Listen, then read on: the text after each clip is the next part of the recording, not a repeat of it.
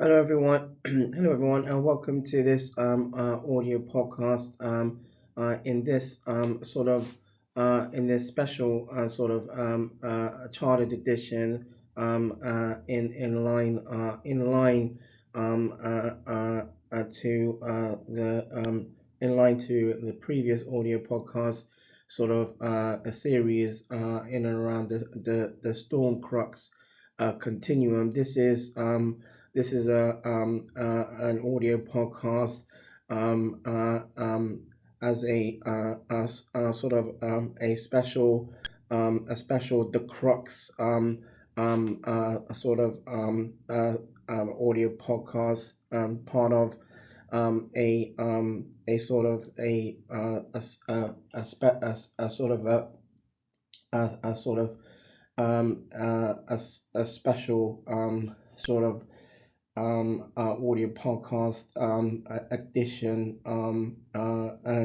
aligned to an audio podcast around the Chromium Colladax, and this is going to be a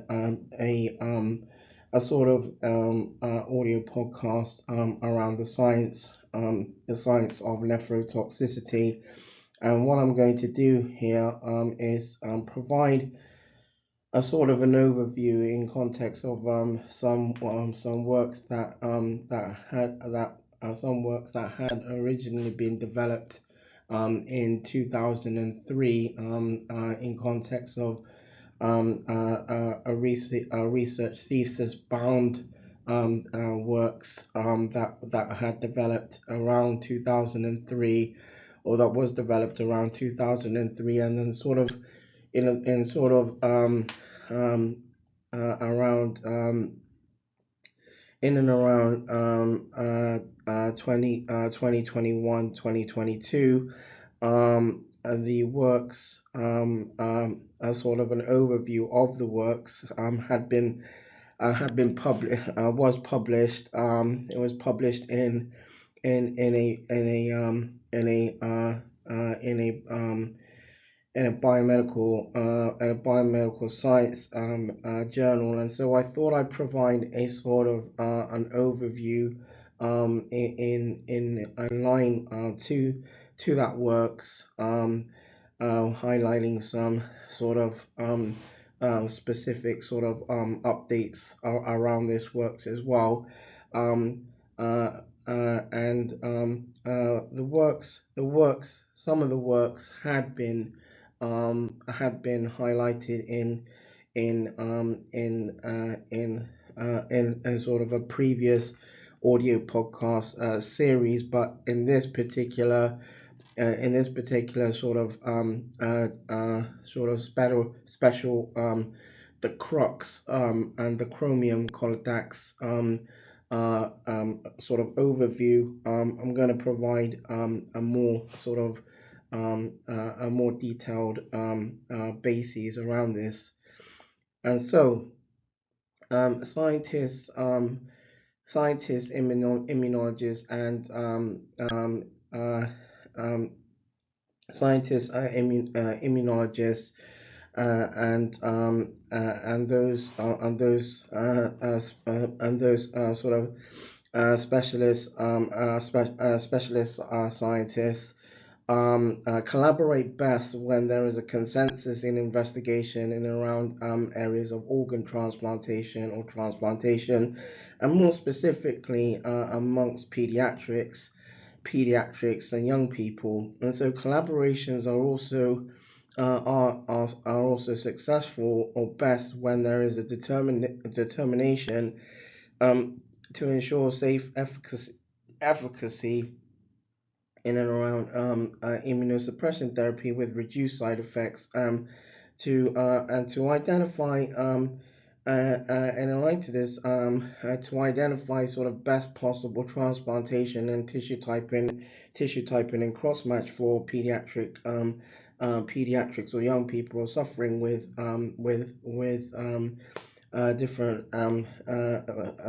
suffering from a sort of disease or disorders wherein organ transplantation is a requirement. And also in light of that, and to allow and prompt prolonged sort of prognoses in around diseases aligned to and apart from where organ transplantation is required, to also allow sort of best prognoses, is to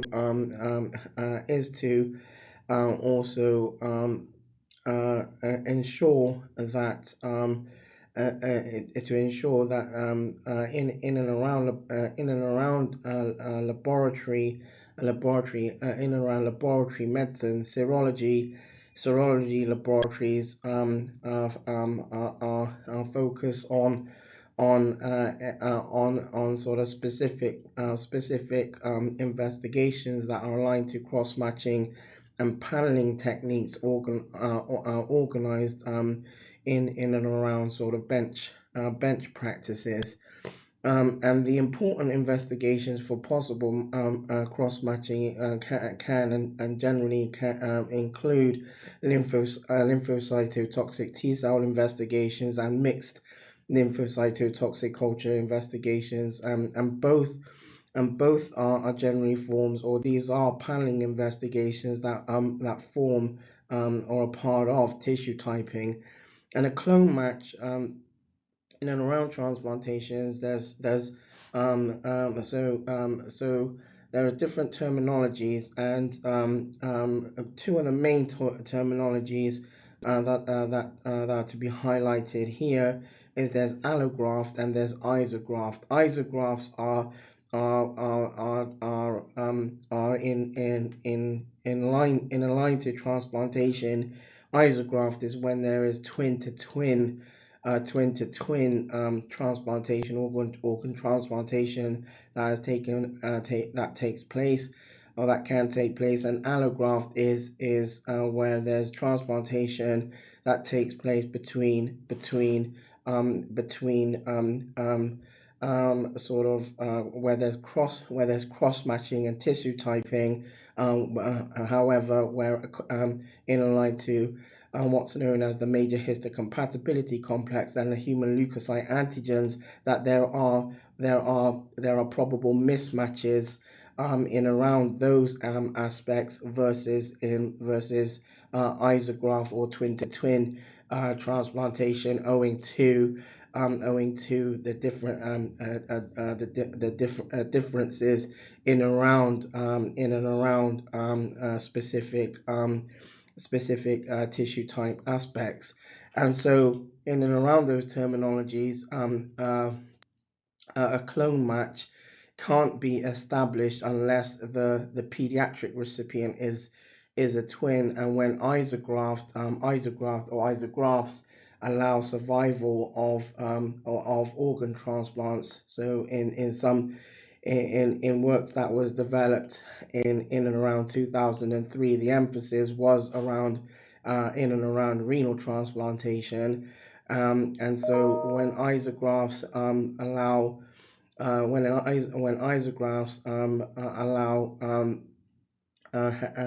and have and were evidence to allow and prompt prognoses of renal transplants in and around between sort of 10 between 10 and 20 years in context of prognoses, and so the original works specifically looked at and focused mainly around the literature that pertained to the importance of reduced immunosuppression therapeutic treatments so thus to reduce the effects or probable effects that can be caused by immunosuppression in context of nephrotoxicity, wherein wherein around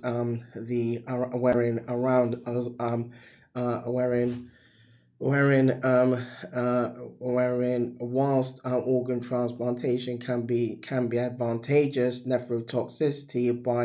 by way of the immunosuppression that's also required to prompt sort of high probable higher probability of prognoses with reduced amount of immunosuppression, that the nephrotoxic side effects unfortunately in cases can also cause renal insufficiency as one of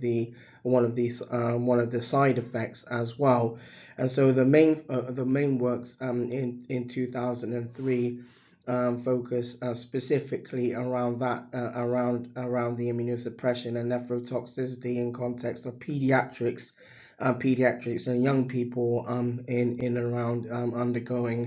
undergoing transplantation in that context, whereas the updates focused has a focus on the fact on sort of the evidence that reduced immunosuppression, apart from reduced immunosuppression, sort of the advances in serology, in and around serology in context of immunology and immunogenetics can and have allowed, for example, even where there can be highly probable major histocompatibility complex and human leukocyte antigen mismatches in context of transplantation, that's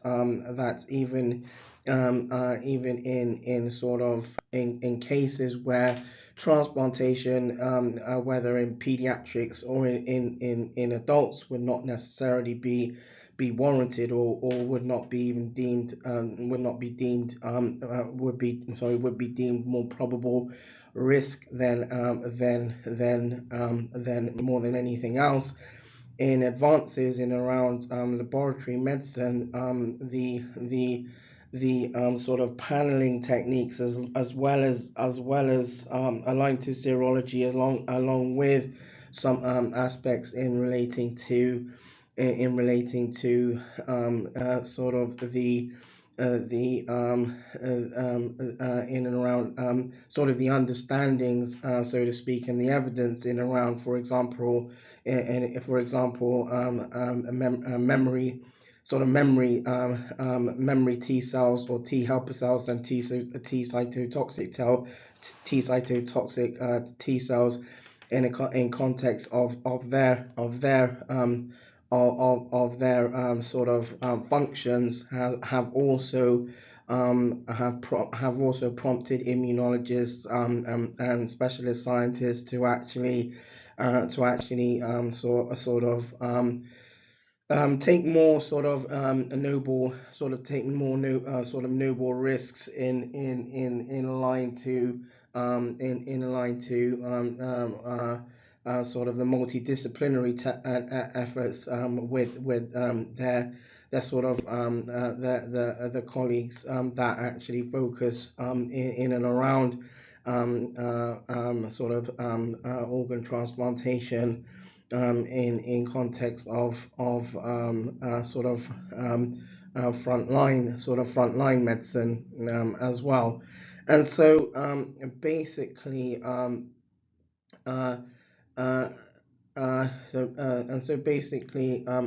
clone match can't be established unless a pediatric recipient is a twin, when isografts allow prognoses around renal transplants for 10 to 20 years post transplantation easily, and donors such as live from living or relative, and cadaveric or recipient receives a donor from someone who is pronounced brainstem dead, have also retrospectively been have also been retrospectively appropriate. The Major Histocompatibility Complex, or MHC, and the Human Leukocyte Antigen (HLA) characteristics are not identical, except in live donors, where there is a greater match complex, and again in isografts the MHC and HLA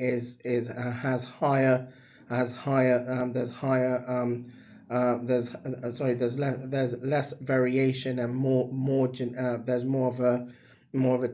tissue type compatibility on basis of serology, on the basis of serology, and so cadaveric transplants have shown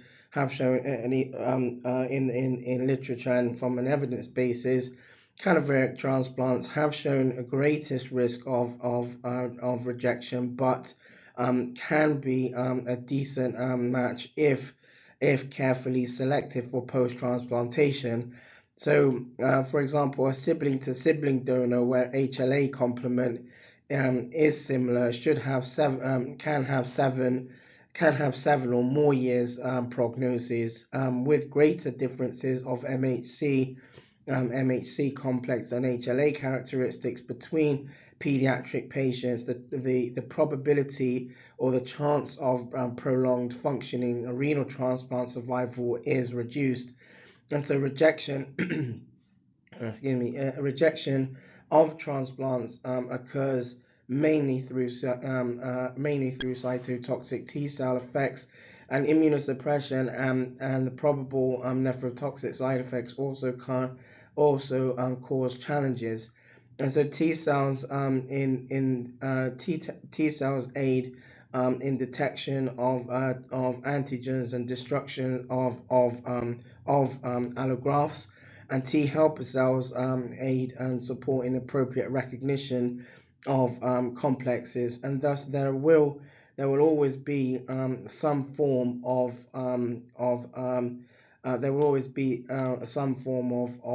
rejection in context of this, in context of histocompatibility and immunogenetics. So in context with sort of the backdrop, so to speak, I'm going to provide sort of a basis around donor and so his so there's apart from things like for example aspects that align to, for example, a tissue type blood group, blood grouping, and also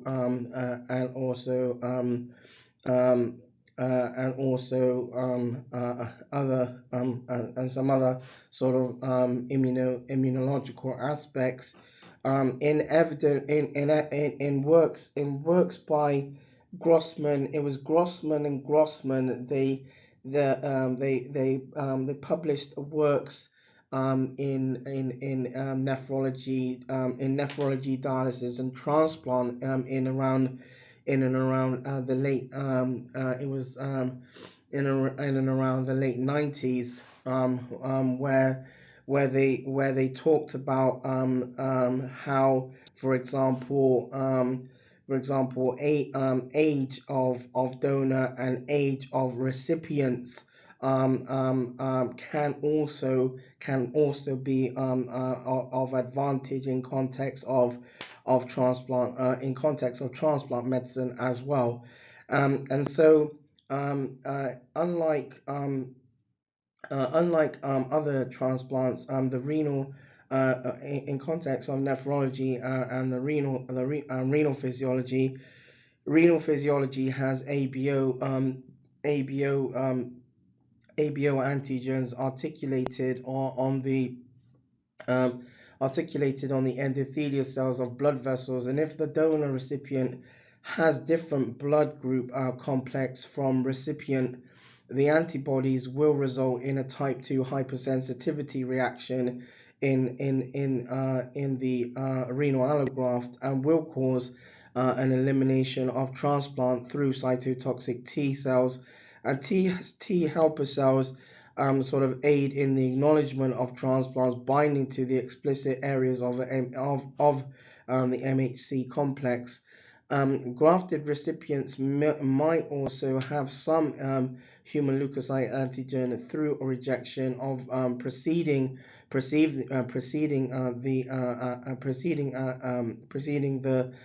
preceding graft or the allograft, and this applies to pediatric patients or pediatrics who have had more than one transplant, and a variety of renal of sort of nephrological or renal illnesses have associations have sort of the ABO antigens associations with the major histocompatibility complex, or MHC. And the first of these were sort of illustrated as an association between what's known as DR, the sort of the DR2 loci and the anti-glomerular basement membrane, and in context of anti-glomerular basement membrane disease. And subsequently, several different major histocompatibility complex alleles have been coupled with other renal or other nephrology or renal diseases. Techniques for MHC typing have been advancing from serological to molecular methods, and these examinations are frequently or can be costly, at least retrospectively, in works out there that have been have sort of evidenced some of the context around the sort of investigations that take place, the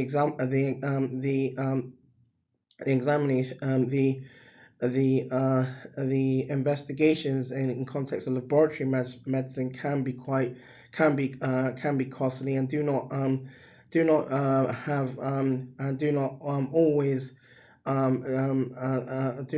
have sort of have place in sort of everyday sort of or routine clinical practices,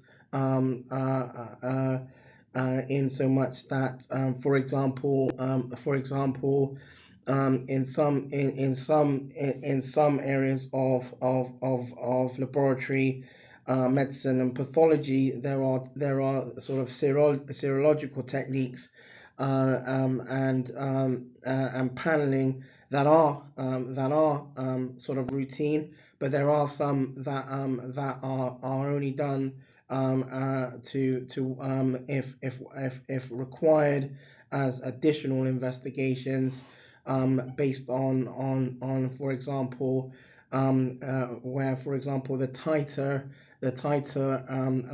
in context around the antigen or antibodies are not sort of absolute, and so where further investigations might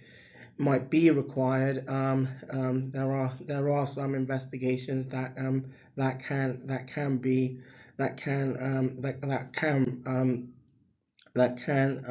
and do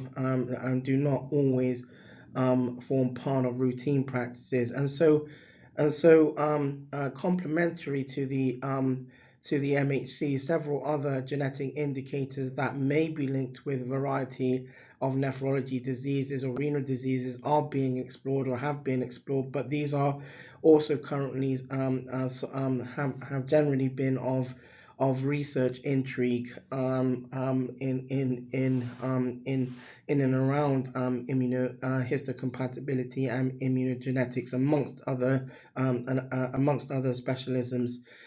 And research informs in context of kidney or renal transplantation, from old donors into young recipients, generally in the literature have been evidenced to be avoided, and these transplants, or these kidneys, or these kidneys should be given to sort of age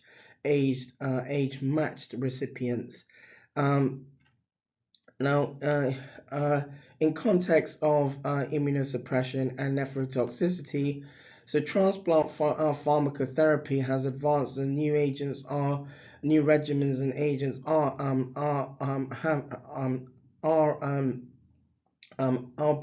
have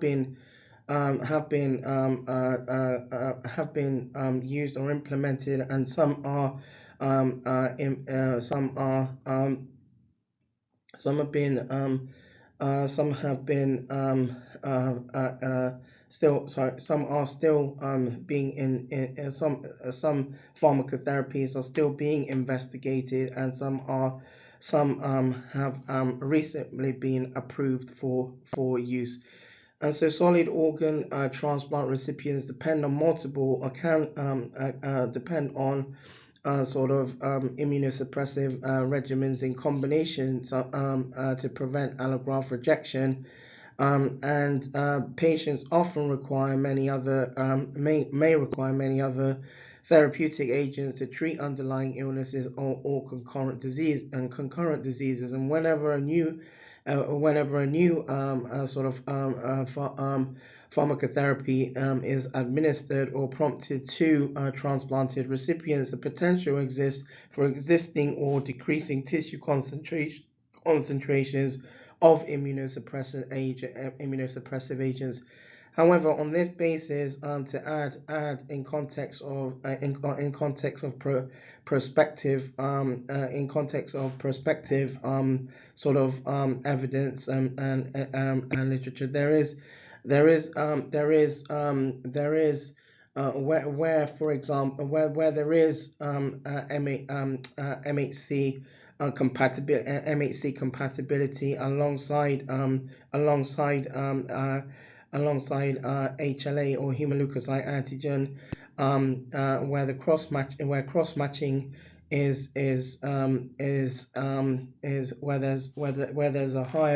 where there's higher compatibility in context of serology, MHC and HLA. Generally speaking, the advances are such now that, for example, immunosuppressive agents can be titrated at lower, where the immunosuppressive agents can be titrated as lower in context of concentration, and at the same time where the concentration of immunosuppression therapy is lower, but the efficacy or the potency is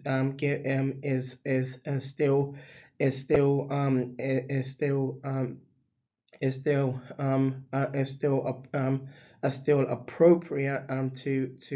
ensure a less probability of transplant rejection. For example, evidence now indicates that, for example, wherein patients, for example, if and where there's patients out there that have had, for example, more than one transplant, the memory T cells, for example, over a number of years, owing to the memory cells over a number of years, if identified through paneling and cross-matching, according to histocompatibility and immunogenetics and serology investigations, the memory T cells, alongside with what has been known as, for example, Luminex assays, for example, generally can prompt or can be identified under as almost for example, dissipated or dissipated almost a sort of non-existent, wherein a patient, wherein for example, for example you have a patient who may have had more than one transplant, let's say, and for example, their transplant, one of the first transplants, for example, could have been in early years, and then one in later years. In the time between those two sort of major organ transplants, then basically what can be identified is the memory T cells can be dissipated and almost non-existent, owing to how the actions of memory T cells are dampened, owing to sort of the immunological aspects of recipients, and so um, generally, historically, um, immunosuppressive agents, sort of particular generations of immunosuppressive agents, have been a sort of a cause and an issue for most nephrologists, owing to the fact that the effects of immunosuppressive therapy and pharmacotherapies be more, as mentioned, can be more, have been known to be more nephrotoxic and cause more probable risk to prompting or eliciting a sort of a sort of acute allograft rejection sort of response, and so where there has been historically, in the literature again, there has been evidence that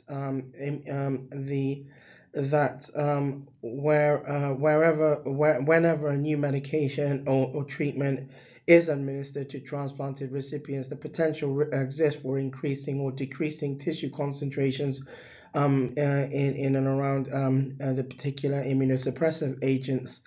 And this can lead to serious complications such as over immunosuppression and infection. And aligned to this as well, is that clinical immunosuppression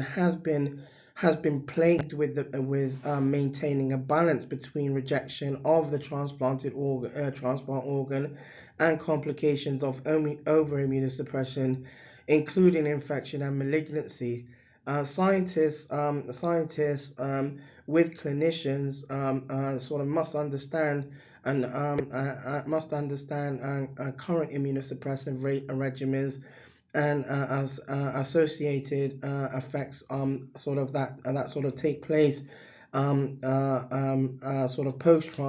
in accordance to post transplantation, and whilst all patients receive some form of immunosuppressive therapy, the combinations and choices increases as sort of new sort of treatments are sort of developed. And in the critical and acute settings, newly transplanted recipients will likely receive induction therapy, to include long-term recipient and allograft survival, whilst preventing or reducing rejection episodes. An understanding of mechanism of action and and some of the addictive effects of a drug allows professionals to optimize treatment while decreasing adverse effects. Immunosuppressive therapy generally offers potential for reducing detrimental recipient outcomes and improving allograft prognoses. And so immunosuppressive therapy has been sort of one of the major concerns in areas of nephrology and sort of areas around renal medicine, and it is becoming or has become more complex as more drugs, more sort of regimens are introduced into practice. In particular, anti-rejection therapy for those who are in pediatrics and young people in context of transplantation, and because of the nephrotoxic substances enhance in sort of one in part of the immune complex. There is this sort of ongoing concern of sort of secondary illnesses or complications. For example, so in between albeit whether in pediatrics or in adults, there can be sort of complications that develop through the as part of the prognoses. And so the patient can be treated sufficient, can have the appropriate the appropriate prognoses according to whether live transplantation or cadaveric. However, in pediatric recipients, it is difficult, or it is a challenge to for treatment to aid in context of a child's sort of lifestyle, because tests and investigations are more frequent, thus interfering with, for example, schooling and academic performance. And at the same time, the specific medications for pediatric renal patients have many toxicological properties that can affect well-being. And so during the past decade, several new potent immunosuppressive agents with along with different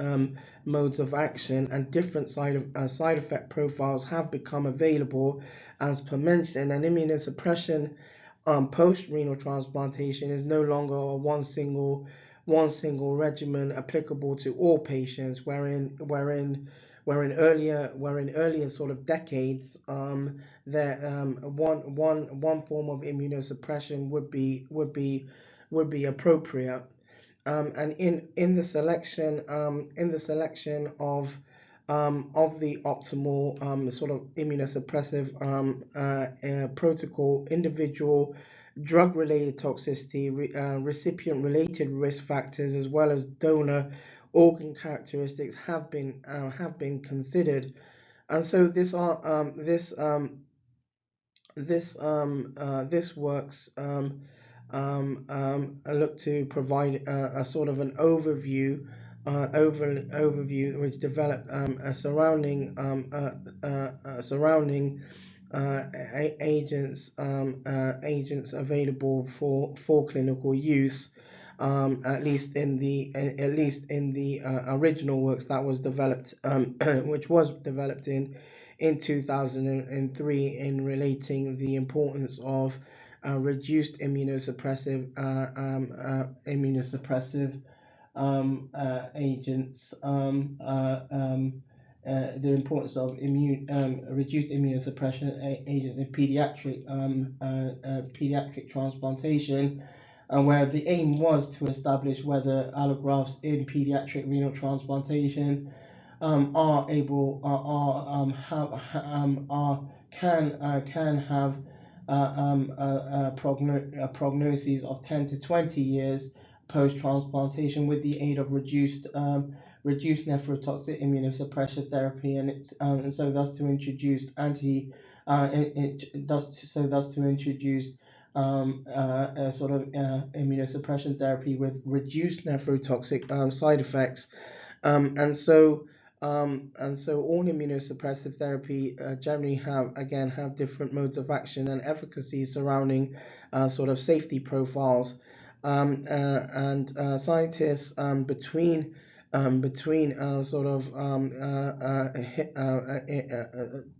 scientists between different pathologies, different pathology departments can prompt the appropriate therapeutic indices for immunosuppressive agents to be prescribed by clinicians, so that there is a reduced toxicity impact in pediatric transplanted recipients. So the pharmacokinetics the pharmacokinetics of older immunosuppressive drugs, including, for example, cyclosporine A or tacrolimus, and myclophenolate, and sirolimus, are generally complex, but also comparable. A narrow therapeutic index unique to each recipient, as well as variable absorption, distribution, and elimination, are characteristics of these regimens. And therapeutic drug monitoring plays a fundamental role in helping clinicians to maintain blood and plasma levels. Variation in concentrations outside the narrow therapeutic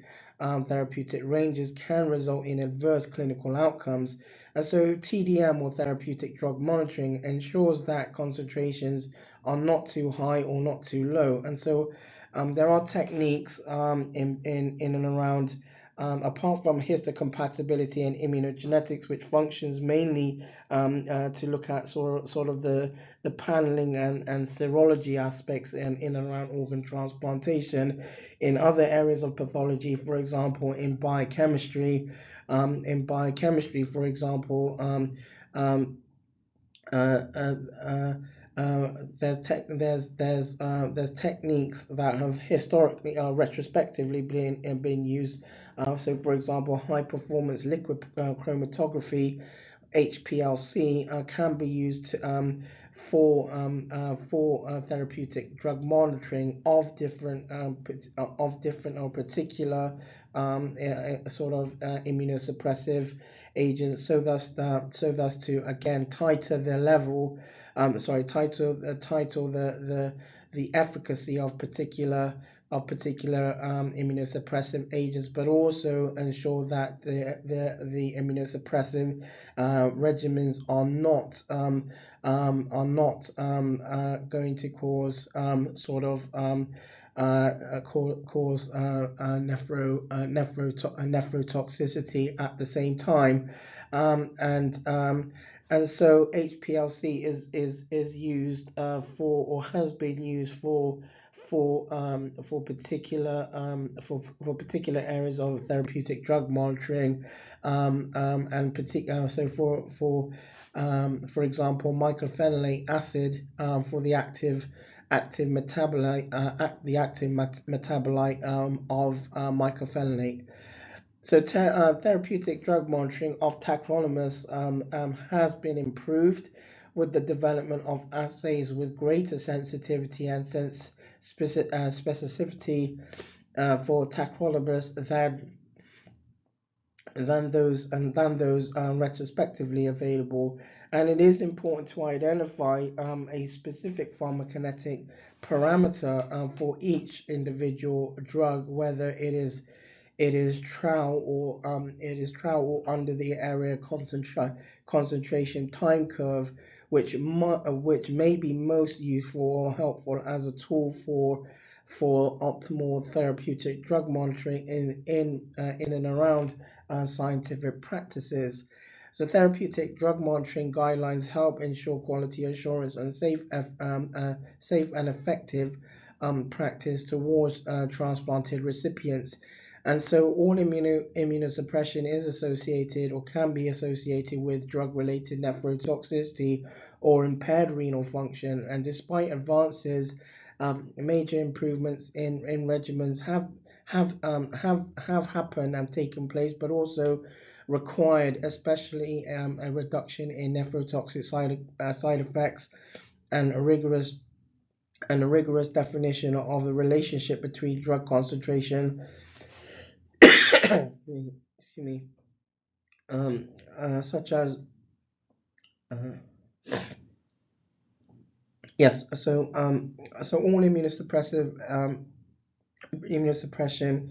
is associated with drug-related nephrotoxicity or impaired renal function, and despite despite advances in immunosuppression, major improvements in treatments have been required, especially a reduction in nephrotoxic side effects and rigorous definition of the relationship between drug concentration and clinical effects. Such improvements are achievable with more second and third generation immunosuppressive agents, and tacrolimus, mycophenolate, and sirolimus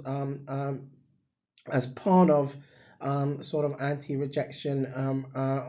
or as part of immunosuppressive regimens, and the development of rigorously defined therapeutics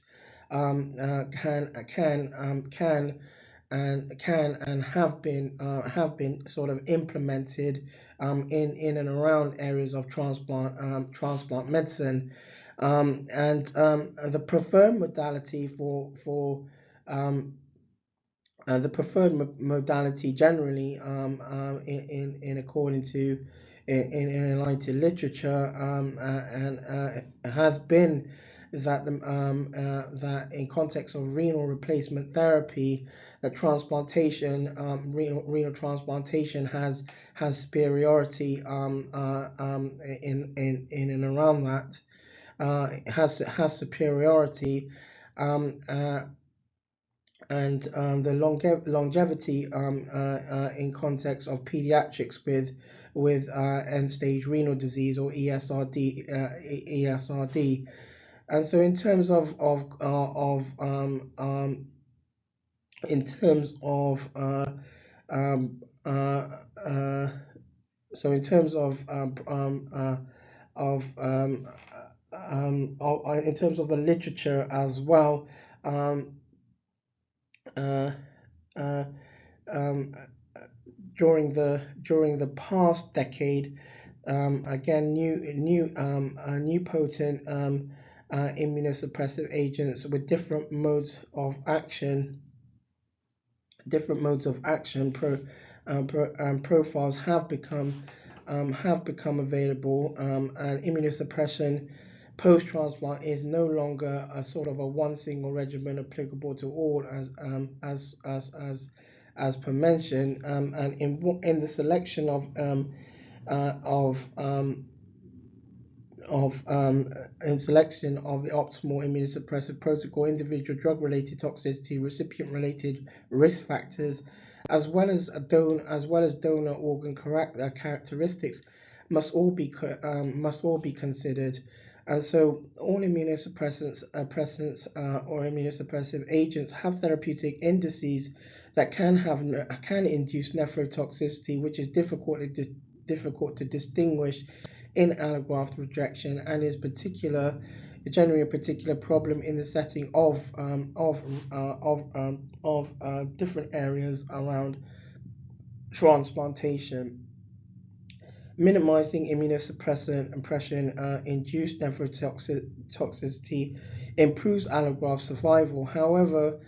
to obtain long-term improvement in allografted recipients or allograft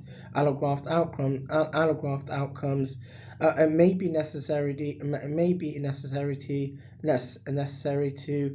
to implement sort of newer sort of pharmacotherapies, and the sort of challenges are that challenges facing sort of scientists, the challenges facing scientists more so than clinicians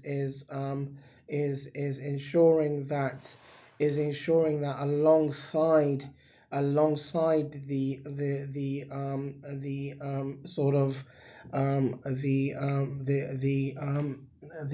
investigations that are aligned to paneling and serology, etc., is also to ensure that clinicians are encouraged and prompted to implement aspects of sort of educational support to recipients between pediatric disciplines and in and around adult disciplines that pertain to transplant medicine, so thus to reduce the impact of disease that recipients can be burdened with, and also to ensure that there is a link between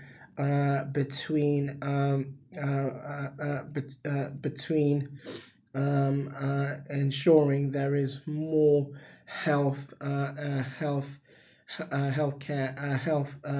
equality as well. And so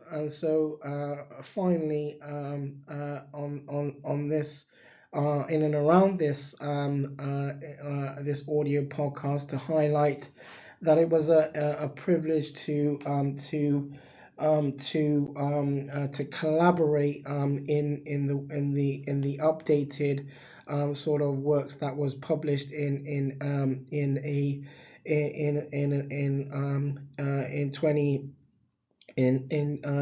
2022, wherein the works was or the overview was involved the collaboration between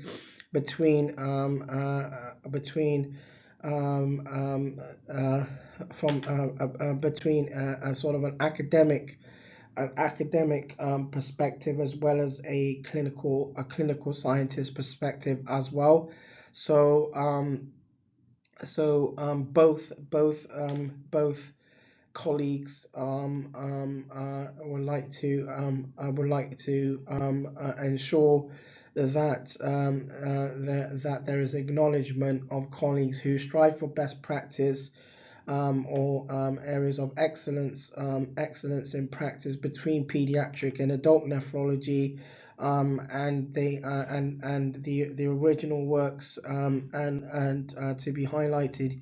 here that this is an audio podcast,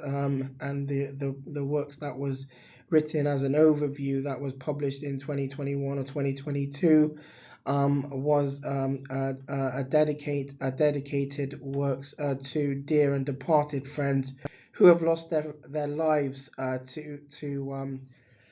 to chronic kidney disease over the years. So once again, thank you for taking the time thank you for taking the time to listen in on this particular audio podcast in around the Chromium Colladax. This is part of the a chartered edition, sort of an evidence-based perspective. It's it follows on from the Storm Crux, Continuum, and this is a special the Crux sort of audio podcast surrounding the science of nephrotoxicity, the science of nephrotoxicity, and it's another Storm Lobostics production, and this thank you for listening, and this will be available to hear on the Storm Lobostics production, social media, and once again, this has been the Shientist. Thank you.